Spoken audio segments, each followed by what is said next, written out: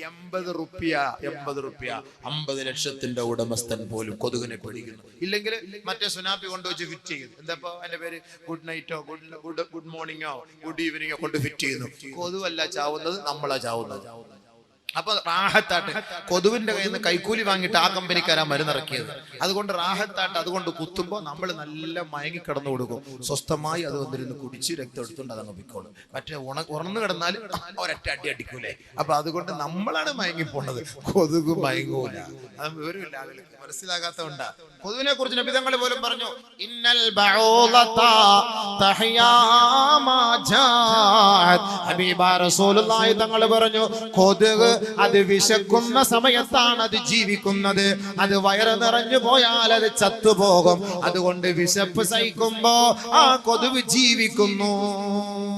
ശരിയല്ലേ? നമ്മുടെ ശരീരത്തുകാരിൽ കൊത്തിയിട്ട് നല്ല വലിച്ചെടുത്ത് സെറിഞ്ച് വെച്ച് വലിച്ച് വയറ് നിറച്ചു കഴിഞ്ഞാൽ കൈ അനക്കിയാലൊന്നും അനങ്ങൂല. സാധനം ഒരൊറ്റ അടി അടിക്കുമ്പോ രക്തം ഇങ്ങനെ ഒലിക്കും. അതല്ലാത്തത് ഇങ്ങനെ ഒന്ന് പിടിച്ചു നോക്കിയാൽ കിട്ടൂല. ഒരൊറ്റ പാച്ചിലാണ് പായ, ഒരൊറ്റ പാച്ചിലാണ് പായ അല്ലേ? കാരണം എന്താ? അത് വിശന്ന് കിടക്കുന്ന സ്ഥലത്തോളം അതിന് ദീർഘായുസ് കിട്ടും. അതുകൊണ്ടാണ് നോമ്പും. ഡോക്ടർ പറയുന്നത് എന്താ? കൂടുതൽ തിന്നാല്, ബീഫ് ബർവലും പത്തലും കൂടുതൽ തിന്നു കഴിഞ്ഞാൽ പെട്ടെന്ന് ICUവിൽ പോകേണ്ടി വരും. അത് ഒഴിവാക്കാവുന്നുണ്ടെങ്കിൽ കുറച്ചു കാലം കൂടെ റാഹത്തായിട്ട് ജീവിക്കാം. നല്ല പെട്ടെന്ന് കയറിയിട്ട് അകത്ത് പിടിക്കും.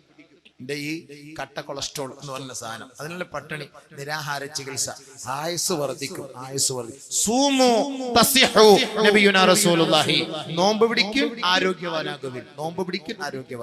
അപ്പോ ഈ കൊതുക് എന്ന് പറയുന്നത് ലോകം മൊത്തം വ്യാപിപ്പിക്കുന്നു, പനി പടർത്തുന്നു അല്ലെ? ഈ കൊതുക് കേവലം ഒരു ചെറിയൊരു കൊതുകാണ്. ഇന്നിപ്പോ ഡെങ്കിപ്പനി എന്ന് പറഞ്ഞ സാധനം എന്താ പടർത്തുന്നത്? ആരാ? കൊതുക്.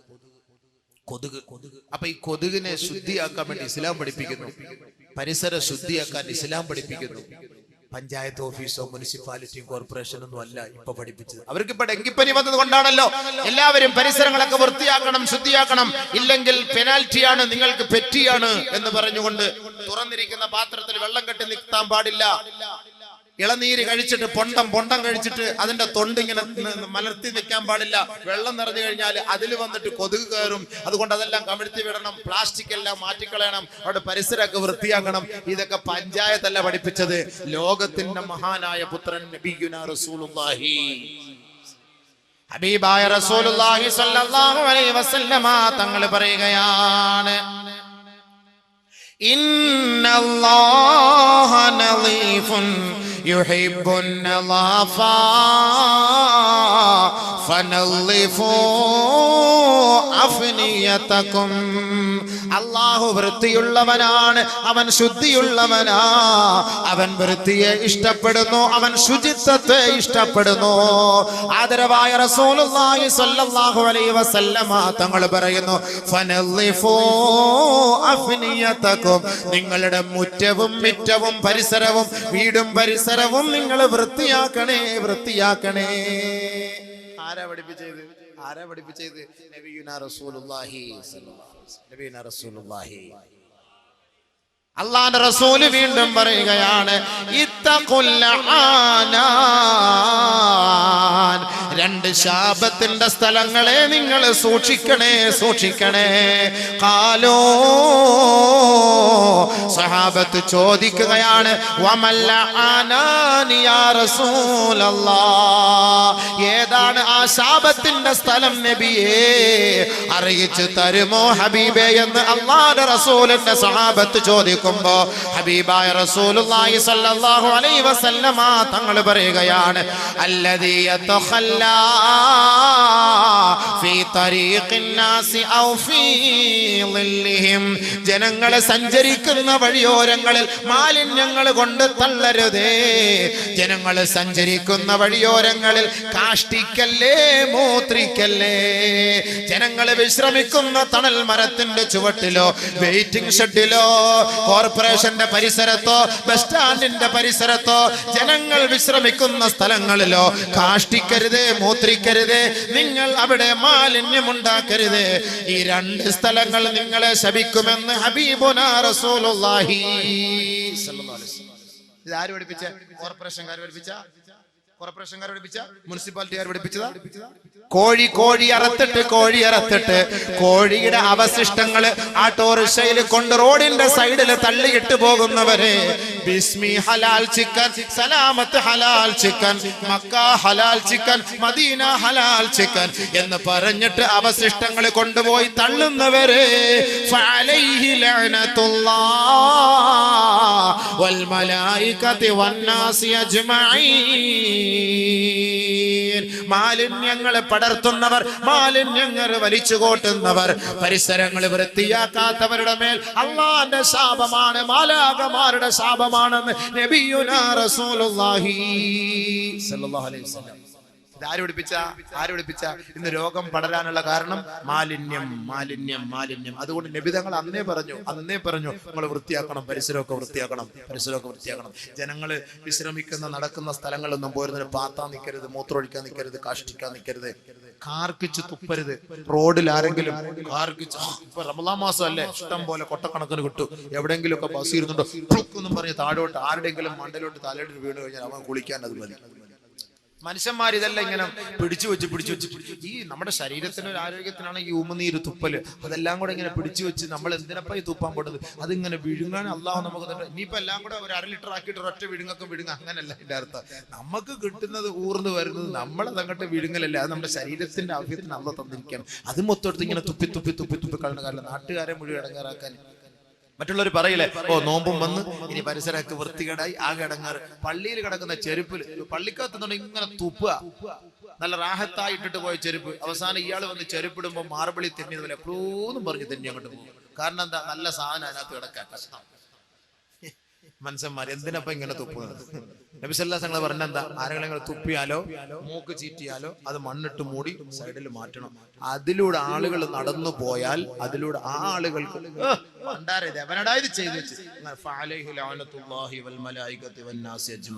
അള്ളാന്റെ ശാപം നമുക്ക് കിട്ടും. പടച്ചവൻ കാത്തിരക്ഷിക്കട്ടെ. സൂക്ഷിക്കണം. പരിശുദ്ധ പ്രവാചകൻ പഠിപ്പിച്ചേരിയ എത്ര നല്ല മഹത്തായ വഴി. അപ്പൊ ഞാൻ പറഞ്ഞു വന്ന അലി റളിയല്ലാഹു തആല അൻഹുവിന്റെ വാക്ക്. അപ്പൊ എങ്ങോട്ട് പോയാ അത് ശുചിത്വം, നമ്മുടെ വിഷയവുമായി ബന്ധപ്പെട്ട തന്നെ. ഈ രോഗത്തിന് പരിഹാരം എന്താണ്? വൃത്തിയാണ്. ഈ വൃത്തി എന്ന് പറയുമ്പോൾ പരിസരം മാത്രം വൃത്തിയാക്കിയാ പോരാ, ശാരീരികമായ വൃത്തി കൂടെ നമുക്ക് വേണേ. എല്ലാവരും ദാടി പഠിച്ച് വൃത്തിയാക്കി ശുദ്ധിയാക്കും. കക്ഷത്തിന്റെ മുടിയെടുക്കൂല, മുഖം മുറിക്കൂല, അവന്റെ ഗുഹ്യഭാഗത്തെ മുടി അവൻ നീക്കം ചെയ്യൂല. അതിങ്ങനെ ഈ പറയുന്ന പോലെ പുതിയ ബസ് സ്റ്റാൻഡിൽ കാട് പിടിച്ച് കയറി കിടക്കുന്ന പോലെ ഒരുമാതിരി ഇങ്ങനെ കാട് പിടിച്ചടക്കുക. അത് മനുഷ്യന്മാർ ശ്രദ്ധിക്കാത്ത എന്തേ? 40 ദിവസത്തിനുള്ളിൽ അത് വൃത്തിയാക്കാത്തവന്റെ നിസ്കാരത്തിന് കമാലിയത്ത് ഉണ്ടാവൂല, പൂർത്തീകരണം ഉണ്ടാവൂല. 40 days, 40 ദിവസമാണ് ടൈം അള്ളാഹുവിന്റെ റസൂൽ തന്നിരിക്കുന്നത്. അപ്പൊ ആ 40 ദിവസത്തിനുള്ളിൽ ഇതാകുമ്പോ ബാത്റൂമിൽ കൊണ്ടുവച്ചിരിക്കുക, ഒരു കണ്ണാടിയും വെച്ചിട്ടുണ്ട്, 2-3 ബ്ലേഡും വെച്ചിട്ടുണ്ട്. ഇങ്ങനെ തോണ്ടി ഇരിക്കലല്ലേ, അത് പ്രശ്നമില്ല. തോണ്ടുമ്പോ ഇവിടെ ഉണ്ട് ഒരു കൊട്ട, ഇവിടെ ഉണ്ട് ഇങ്ങനെ. അത് ആരെന്തേ തോണ്ടാത്ത? ആ കൈ ഇങ്ങോട്ടൊന്നുകൊണ്ട് വെച്ചൂടെ? അതെന്തേ? ഇതായിട്ട് ഇങ്ങനെ പോലെ നഖം വെട്ടൂല, അതിനകത്ത് അഴുക്കിരിക്കുന്നു. ഇതൊക്കെ ഞങ്ങൾ കുത്തിക്കളയാൻ പറഞ്ഞിട്ടുണ്ട്. അതൊക്കെ നിങ്ങൾ വെട്ടണം. ഇതൊക്കെ 10 ഫിത്രത്ത് ഇബ്രാഹിം നബി അലൈഹി സ്വലാത്തു വസ്സലാമിന്റെ ഫിത്രത്തിലുള്ളതാണ്. അതൊക്കെ അങ്ങോട്ട് തന്നെ പോകുന്നില്ല, സമയമില്ല, എല്ലാം കൂടെ ഇടയ്ക്കിടയ്ക്ക് ഇങ്ങനെ കയറി വരികയാണ്. അപ്പൊ അതുകൊണ്ട് നമ്മുടെ ഗുഹ്യഭാഗത്തെ രോമങ്ങൾ നമ്മൾ നീക്കം ചെയ്യണം. 40 ദിവസത്തിനുള്ളിൽ അതെല്ലാം നീക്കം ചെയ്ത് ക്ലിയർ ആക്കിയെങ്കിൽ മാത്രമേ ആ നമസ്കാരത്തിന്റെ പൂർത്തീകരണം ഉണ്ടാവുള്ളൂ. അതൊക്കെ ശാരീരിക ശുദ്ധിയാണ്. പല്ല് തേക്കുന്ന സംസ്കാരം ആരാണ് പഠിപ്പിച്ചത്? ഹബീബായ റസൂലുള്ളാഹി സ്വല്ലല്ലാഹു അലൈഹി വസല്ലമ തങ്ങൾ പറയുകയാണ്, ഇദാ ഖുംത ബില്ലൈലി ഫസ്തഖ്, രാത്രി നീ ഉറക്കിൽ നിന്ന് എഴുന്നേറ്റാൽ പല്ല് തേക്കണേ എന്ന് പഠിപ്പിച്ച സംസ്കാരം നബിയുനാ റസൂലുള്ളാഹി സ്വല്ലല്ലാഹു അലൈഹി വസല്ലമ തങ്ങളുടെ സംസ്കാരമാണ്. അല്ലാഹുവിന്റെ റസൂലിന്റെ സംസ്കാരമാണ് പല്ല് തേക്കാൻ പഠിപ്പിച്ച സംസ്കാരം. പല്ലേക്കാതെ ഗൾഫിലൊക്കെ ഉണ്ട്, പല്ലേക്കൂല. അൽക്കെന്ന് പറഞ്ഞ സാധനം ചുയിങ്കം വാരിട്ടിട്ട് ഇങ്ങനെ രാവിലെ ഓഫീസിൽ പോകുന്നു. പല്ലേക്കാൻ വലിയ മടിയാണ്. ഇങ്ങനെ അത് തെറ്റാ. ആളുകളുടെ മുന്നിൽ വെച്ചിട്ട് പല്ലൂത്ത, ഹോട്ടലിലൊക്കെ പോയി തിന്നിട്ട് വില്ലും വെച്ചാണ് എന്താ വിഷയം, ഇയാളെ കുത്തിക്കൊണ്ടിരിക്കുക. വൃത്തികെട്ട മനുഷ്യന്മാർ ബസ്സിൽ കയറുമ്പോ കുത്തിക്കൊണ്ടിരിക്കുക. ഇതെന്താ ഇത് വൃത്തികേടാണ് നിങ്ങൾ കാണിക്കുന്നത്? ആളുകളുടെ മുന്നിലല്ല, അതിനൊക്കെ ഒരു സമയമുണ്ട്. ആ സമയത്ത് പല്ല് കുത്തിക്കളണം, അഴുക്കുകൾ കുത്തിക്കളണം. അതിനെ നമ്മൾ പറഞ്ഞു പല്ലുകളുടെ ഇടയിലുള്ള അഴുക്കുകൾ നിങ്ങൾ കുത്തിക്കളഞ്ഞ് ശുദ്ധിയാക്കണേ നബിയുനാ റസൂലുള്ളാഹി.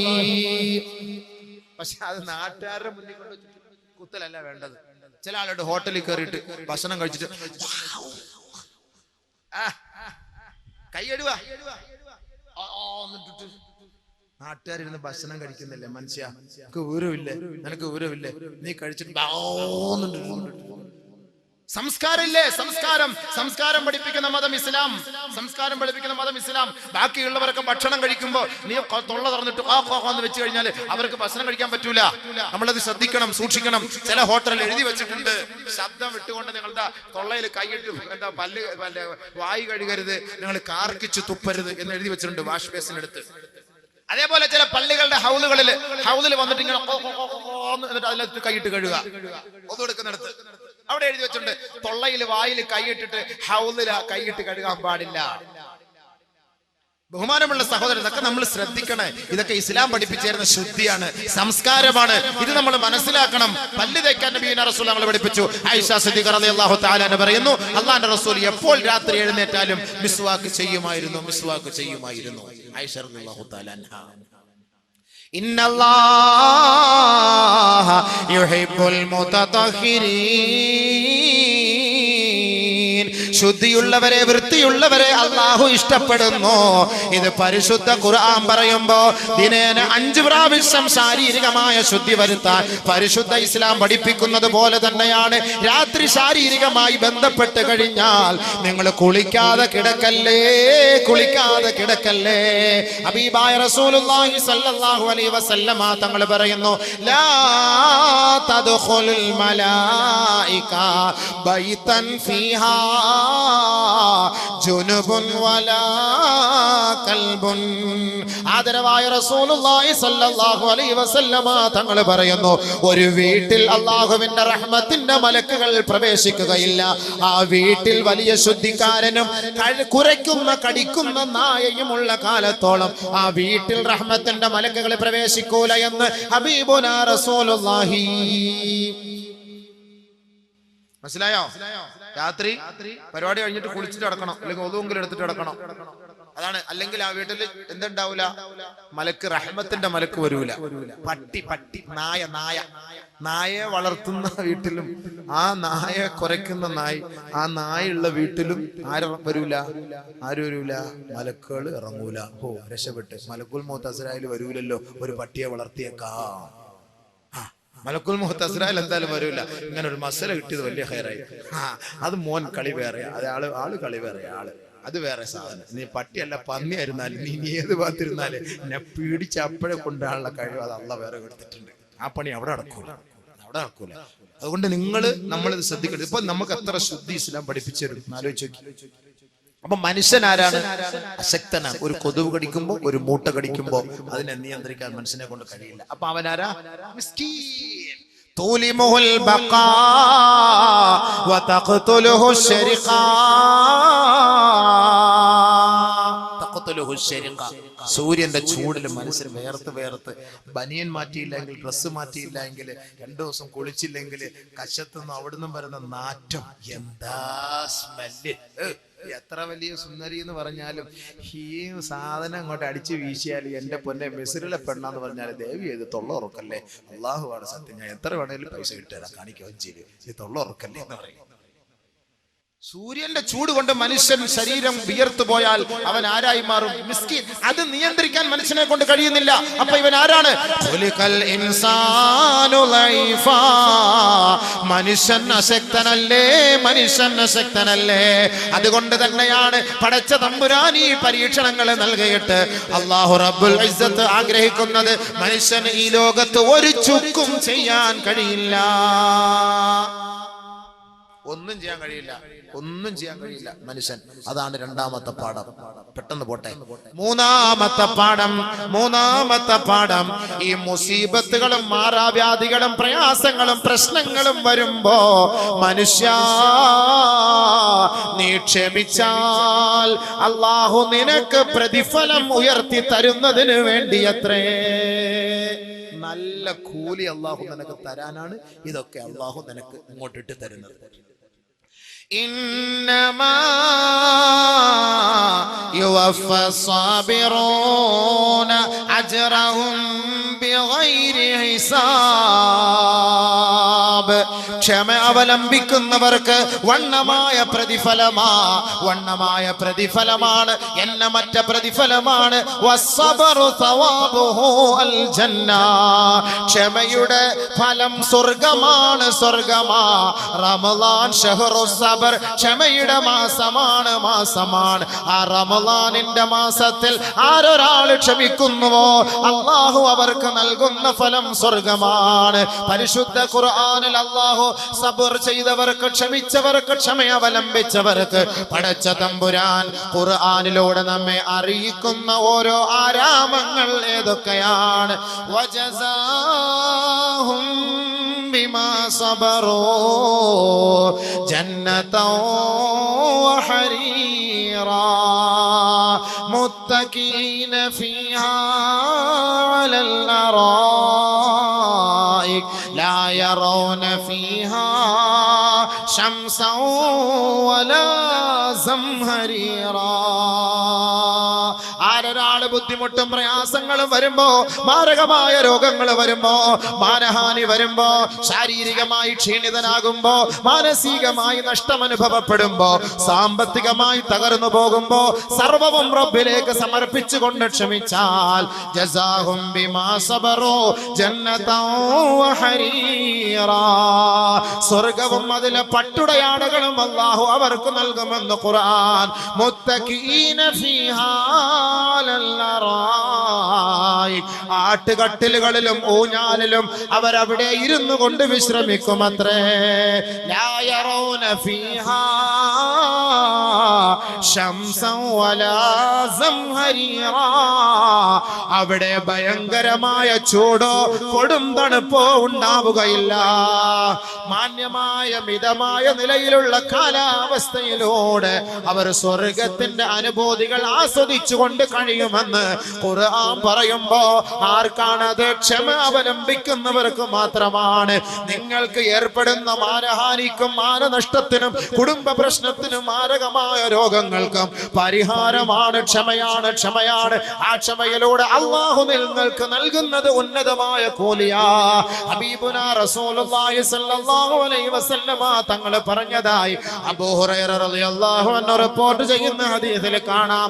മാ യുസീബുൽ മുസ്ലിമ മിൻ നസബിൻ വലാ വസബിൻ വലാ ഹമ്മിൻ വലാ ഗമ്മിൻ വലാ അദാ ഹത്താ ശൗകതി യുശാഖുഹാ ഇല്ലാ കഫറല്ലാഹു ബിഹാ ഖതായാ കമാ ഖാല റസൂലുള്ളാഹി സല്ലല്ലാഹു അലൈഹി വസല്ലം. അല്ലാഹുവിന്റെ റസൂൽ നമുക്ക് പഠിപ്പിച്ചു തരികയാണ്, ഈ ഭൂമിയിലുള്ള ഒരു മനുഷ്യന്, ഒരു മുസ്ലിമായ സഹോദരനോ ഒരു സഹോദരിക്കോ ഒരു ബുദ്ധിമുട്ടോ ഒരു പ്രയാസമോ ഒരു വിഷമമോ ഒരു ദുഃഖമോ ഒരു രോദനമോ കടമോ രോഗമോ, മറ്റൊരു റിവായത്തിൽ വലാ സഖമിൻ വലാ അലമിൻ, മാരകമായ രോഗങ്ങളോ വിട്ടുമാറാത്ത വേദനയോ ഏതെങ്കിലും ഒരു സത്യവിശ്വാസിക്കോ സത്യവിശ്വാസിനിക്കോ നേരിട്ടാൽ എത്രത്തോളം എന്ന് വെച്ചാൽ ഹത്ത ശൗകതി യുശാഖുഹാ, അവൻ റോഡിലൂടെ നടക്കുമ്പോ, അവൻ പാടത്തിലൂടെ നടക്കുമ്പോ, അവന്റെ പുരയിടത്തിലൂടെ അവന്റെ സ്ഥലത്തുകൂടി അവൻ നടക്കുമ്പോ അവന്റെ കാലിൽ ഒരു ചെറിയ മുള്ള് തറച്ചാൽ പോലും ഇല്ലാ കഫറല്ലാഹു ബിഹാ ഖതായാ. അതുകൊണ്ട് ആ വേദന കൊണ്ട് അല്ലാഹു അവന്റെ പാപം മാപ്പാക്കി കൊടുക്കുമെന്ന് നബിയുനാ റസൂലുള്ളാഹി.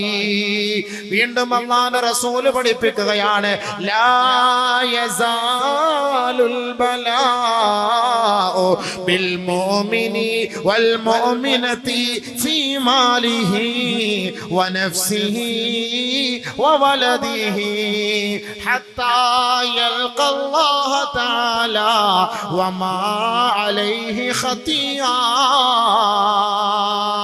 ദുഃഖം അനുഭവിക്കുന്ന ചെറുപ്പക്കാരാ, പ്രവാസ ജീവിതം അനുഭവിക്കുന്ന പ്രവാസികളെ, നിങ്ങൾ ഏർപ്പെടുന്ന കഷ്ടമുണ്ടല്ലോ, നിങ്ങൾ അനുഭവിക്കുന്ന ദുഃഖമുണ്ടല്ലോ, നിങ്ങൾ അനുഭവിക്കുന്ന പ്രയാസമുണ്ടല്ലോ.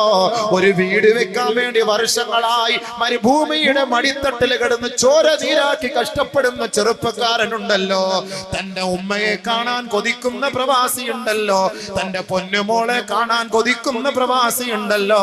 ഒരു ടിക്കറ്റ് എടുക്കാൻ പോലും ഗതിയില്ലാതെ മരുഭൂമിയുടെ മടിത്തട്ടിലൂടെ എരിപൊരി കൊള്ളുന്ന വെയിലിൽ കഷ്ടപ്പെടുമ്പോ അവന്റെ ഓരോ ശ്വാസവും നിശ്വാസവും, അല്ലാ എന്റെ കടമൊന്ന് വീട്ടിൽ തരണമേ പടച്ചവനെ, എനിക്കൊരു വീട് നൽകണേ അല്ലാ, എന്റെ മകളെ കല്യാണ പ്രായമെത്തി അവളെ വിവാഹം കഴിക്കാനുള്ള സൗകര്യം നൽകണേ പടച്ചവനെ. തന്റെ ഭാര്യയെ പോലും മറന്നുകൊണ്ട് എത്രയെത്ര യുവത്വം തുളുമ്പുന്ന ചെറുപ്പക്കാരാണ് തന്റെ ഭാര്യയുടെ സുഖം പോലും മറന്നുകൊണ്ട് മരുഭൂമിയുടെ കൊടുംവെയിലിൽ കിടന്ന് കഷ്ടപ്പെടുന്നത്. ആ ചെറുപ്പക്കാരനെ നോക്കിക്കൊണ്ടാണ് അല്ലാഹുവിന്റെ റസൂല് പറഞ്ഞത്, ദുഃഖിക്കരുതേ, പ്രയാസപ്പെടരുതേ.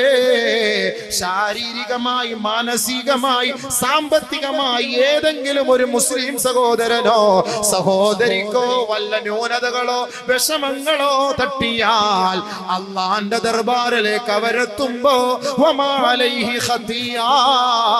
അവർക്കൊരു പാപവും ഉണ്ടാകാതെ നേരെ സ്വർഗത്തിലേക്കാണ് മലക്കുകൾ അവരെ ആനയിച്ചു കൊണ്ടുപോവുക. അത് മതിയല്ലോ നമുക്ക് വലുത്, അതല്ലേ നമുക്ക് വലുത്. നമ്മുടെ നോമ്പ് എന്തിനാണ്, നമ്മുടെ നമസ്കാരം എന്തിനാണ്, നമ്മുടെ ഖുർആൻ പാരായണം എന്തിനാണ്, നമ്മുടെ ഈ പ്രഭാഷണം എന്തിനാ? ദുനിയാവിലെ നൈമിഷികമായ ജീവിതത്തിന് വേണ്ടിയല്ല, ആഖിറത്തിന്റെ അനശ്വരമായ ഭവനത്തിന് വേണ്ടിയാണ്. ദുനിയാവിൽ നമുക്ക് കുറഞ്ഞു പോയാൽ നീതിമാനായ പടച്ച തമ്പുരാൻ ആഖിറത്തിൽ നമുക്ക് വണ്ണമായ പ്രതിഫലം നൽകുമെന്ന് ലോകത്തിന്റെ ഹബീബായ മുത്തളി മുഹമ്മദ് മുസ്തഫ റസൂലുള്ളാഹി. അതുകൊണ്ട് ദുഃഖിക്കരുതേ, പ്രയാസപ്പെടരുതേ. ഈ ദുഃഖവും ഈ പ്രയാസവും ഈ മാരകമായ രോഗങ്ങളും അല്ലാഹു നൽകുന്നത് സ്വർഗത്തിന്റെ പദവികൾ അധികരിപ്പിക്കാനാ. അതുകൊണ്ട് ആരും പറയരുത്, ഉസ്താദേ വർഷങ്ങളായി കിടക്കുന്നത് മരിക്കുന്നുമില്ല, എന്താ വല്ലാത്ത രോഗം ഉസ്താദേ. ഓരോ വീട്ടിൽ പോകുമ്പോ ഓരോ ചങ്ങാതിമാര് പറയും, സൂലാതെ കിടക്കുന്നവര് പറയും, എന്താണ് വല്ലാത്ത ബുദ്ധിമുട്ട് ഉസ്താദേ, മരിച്ചു കിട്ടിയാൽ മതി, മരിച്ചു കിട്ടിയാൽ മതി, ഈ രോഗം കൊണ്ട് സഹിക്കാൻ വേദന, വല്ലാത്ത വേദന. എന്ത് വേദനപ്പാ നിനക്ക്? ഈ വേദനയുടെ പേരിൽ നിനക്ക് അല്ലാഹ് കൂലി എഴുതല്ലേ, കൂലി എഴുതല്ലേ?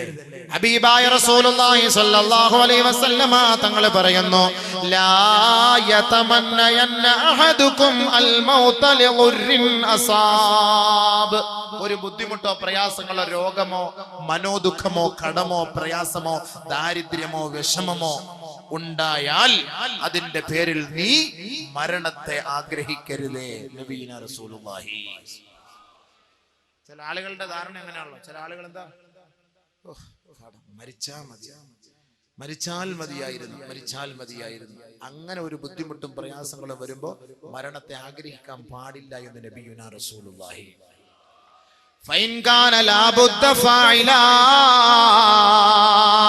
ഇനി മരണമല്ലാതെ എന്റെ മുന്നിൽ മറ്റു മാർഗമൊന്നുമില്ല എങ്കിൽ അവൻ 2 റക്അത്ത് റബ്ബിന്റെ കോടതിയിൽ നമസ്കരിച്ചുകൊണ്ട് അവൻ അല്ലാഹുവിനോട് പ്രാർത്ഥിച്ചു കൊള്ളട്ടെ, അല്ലാഹുമ്മ ഇൻ കാനത്തിൽ ഹയാതു ഖൈറൻ ലീ, അല്ലാഹുമ്മ അഹീനി ഇൻ കാനത്തിൽ ഹയാതു ഖൈറൻ ലീ വതവഫനി ഇദാ കാനത്തിൽ മമാതു ഖൈറൻ ലീ.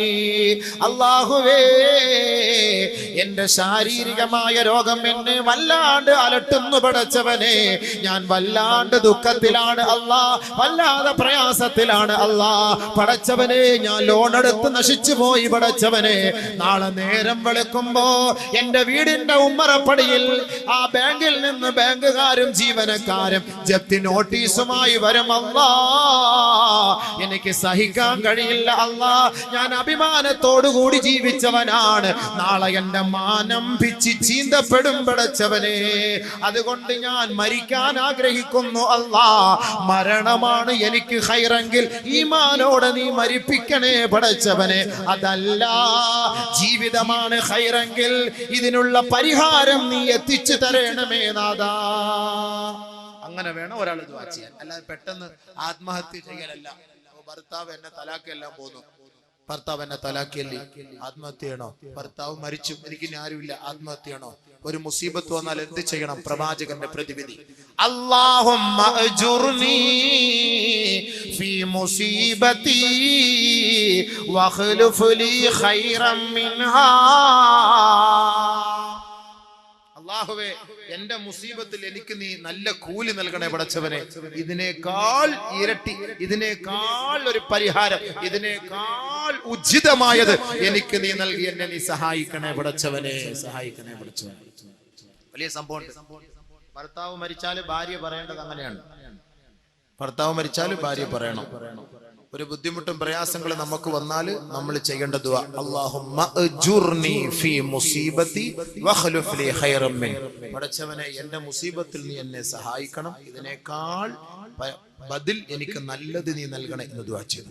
ഉമ്മു സൽമ റളിയല്ലാഹു തആല ദുആ ചെയ്തു. ഭർത്താവ് മരിച്ചപ്പോൾ ദുആ ചെയ്തു, എന്റെ മുസീബത്തിൽ എന്നെ സഹായിക്കണേ. ആദരവായ റസൂലുള്ളാഹി സ്വല്ലല്ലാഹു അലൈഹി വസല്ലം തങ്ങൾ പിന്നീട് അവരെ വിവാഹം കഴിച്ചു. എന്റെ ഭർത്താവിനേക്കാൾ ഉചിതമായത് എനിക്ക് നൽകണേ എന്ന് അള്ളാന്റെ റസൂലിനെ കൊണ്ട് അവർ പറഞ്ഞു സന്തോഷിച്ചു. നബിതങ്ങളുടെ സദസ്സിൽ നിന്ന് വന്ന് എന്റെ ഭർത്താവ് എനിക്ക് ഈ ദുആ പഠിപ്പിച്ചു തരുമായിരുന്നു. ഒരു മുസീബത്ത് വരുമ്പോൾ അല്ലാഹുമ്മ അജ്റുനി ഫീ മുസീബതി വഖ്ലുഫ് ലീ ഖൈറൻ മിൻ, എന്റെ മുസീബത്തിൽ എന്നെ സഹായിക്കണേ, ഇതിനേക്കാൾ ഉപരി എനിക്ക് നൽകണേ, നല്ലത് നൽകണേ എന്ന് പറയുമ്പോൾ ഞാൻ അങ്ങനെ, ഈ എന്റെ ഭർത്താവ് മരിച്ചപ്പോൾ ഞാൻ അങ്ങനെ ദുആ ചെയ്തു. എനിക്ക് അള്ളാന്റെ റസൂലിനെ കിട്ടി. ഭാഗ്യല്ലേ നമ്മളതിനെ ദുഃഖിക്കുന്നത്, നമ്മളതിന് പ്രയാസപ്പെടുന്നത്? ഇങ്ങനെ ആത്മാർത്ഥമായി പറഞ്ഞുകൊണ്ടേയിരിക്കും, അല്ലാഹു രക്ഷപ്പെടുത്തും, പരിഹാരം അല്ലാഹു തരും. അതിന് മനുഷ്യന് സൈക്കിൾ, അതൊന്നും പെട്ടെന്ന് കാര്യം നടക്കണം, അത് വലിയ പാടാ. പെട്ടെന്ന് കാര്യം ആദ്യം ഓതി ആയത്താ ഹത്താ സുൽസിലു, സഹാബാക്കൾ പോലും, നബിയും സഹാബാക്കൾ പോലും, حتى يقول الرسول والذين آمنوا معه متى نصر الله. എപ്പോഴാണ് അള്ളാഹുവിന്റെ സഹായം എന്ന് അവരിങ്ങനെ ആശിച്ചു പോയി, ആഗ്രഹിച്ചു പോയി. അലാ ഇന്ന നസ്റല്ലാഹി ഖരീബ്. ദുഃഖിക്കണ്ട, നിങ്ങളുടെ ദുആയുടെ ബർക്കത്ത് അള്ളാഹു നിങ്ങൾക്ക് പെട്ടെന്ന് എത്തിച്ചു തരും, അറിയിച്ചു തരും. നിങ്ങൾ വിഷമിക്കണ്ട, നിങ്ങൾ പ്രയാസപ്പെടണ്ട. അപ്പൊ അല്ലാഹു സുബ്ഹാനഹു വ തആല നമുക്ക് ഈ രോഗങ്ങളും ഈ ബുദ്ധിമുട്ടും തരുന്നത് എന്തിന്? സ്വർഗ്ഗത്തിൽ പദവി കൂട്ടാൻ. ഒരു ഹദീസ് കൊടുക്കട്ടെ. ജാബിർ റളിയല്ലാഹു അൻഹു റിപ്പോർട്ട് ചെയ്യുന്ന ഹദീസ്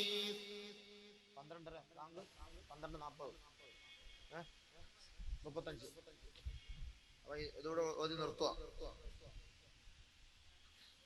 ഇതിനൊക്കെ വേറെ പരിഹാരമുണ്ട്. വേറെ ഇനി ഇതൊക്കെ എന്തുകൊണ്ടുണ്ടാകുന്നു എന്നുള്ളത്, ഈ പരീക്ഷണങ്ങൾ എന്തുകൊണ്ടുണ്ടാകുന്നു, പ്രകൃതിക്ഷോഭം എന്തുകൊണ്ടുണ്ടാകുന്നു, മാരക രോഗം എന്തുകൊണ്ടുണ്ടാകുന്നു, അതിന് വേറെ ഹദീസുണ്ട്.